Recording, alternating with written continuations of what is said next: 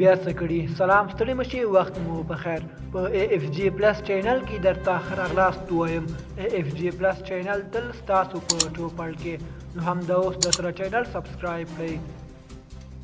یو شمېر افغانانو چې ادعا کوي په افغانستان کې د ناټو سازمان د ماموریت په وخت کې له ترکیې سره کار کړی.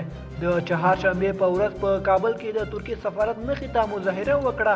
دوی وایي چې ترکیې پر میدان پرېښودلي دي. په کابل کې د ترکیې افغان محلي کارکونکو مظاهره د کابل په هوایي ډګر کې د ترکیې شاوخوا 30 افغان محلي کارکونکو پر انقرې تور ولګاوه چې دوی پر میدان پرېښودلي دي.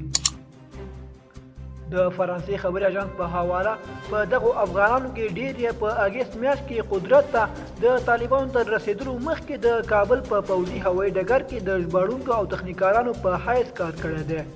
ترکیې په افغانستان کې د ناټو سازمان په ماموریت کې فعالیت درلود. دوستانو، زموږ د نن ورځې خبر تر همدې ځایه وو. د نورو تازه خبرونو لپاره زموږ یوټیوب چینل در سره سبسکرایب کړئ. والسلام.